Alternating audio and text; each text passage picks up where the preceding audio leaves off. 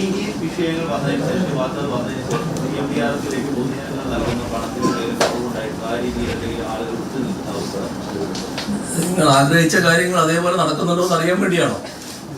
അതല്ല, അത്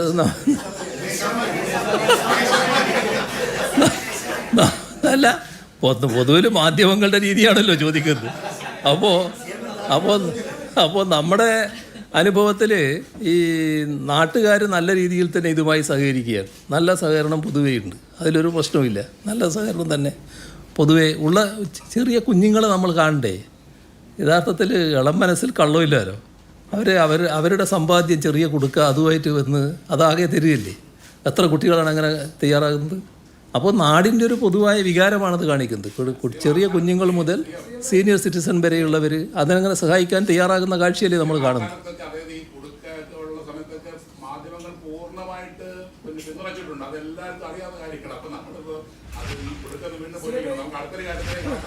ആയിക്കോട്ടെ, ഒരു കാര്യം കൂടി ഇതാ ചോദിച്ചോട്ടെ.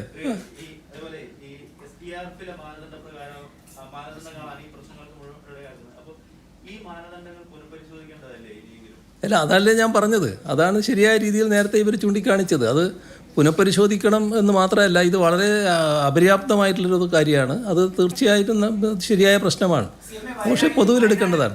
വയനാട് കഴിഞ്ഞാൽ സമീപകാലത്തുണ്ടായ ഏറ്റവും വലിയ വാർത്ത എന്ന് പറയുന്നത് താങ്കളുടെ തന്നെ MLA ആയ PV അൻവറിന്റെ ചില വെളിപ്പെടുത്തലുകളും ആരോപണങ്ങളുമാണ്.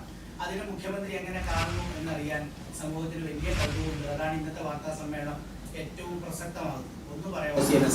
പറയാന്ന് ഞാൻ പറഞ്ഞില്ലേ, സമയം കഴിയുന്നില്ല. ഞാൻ പറയാൻ തയ്യാറായിട്ടല്ലേ ഇരിക്കുന്നത്. ഞാൻ പറയാൻ തയ്യാറായി ഇവിടെ ഇരിക്കല്ലേ. നിങ്ങളതിനെ സമയം കഴിഞ്ഞു എന്ന് പറയുന്നത്. അല്ല, അത് കൂടുതൽ സമയം എടുക്കുകയാണ്.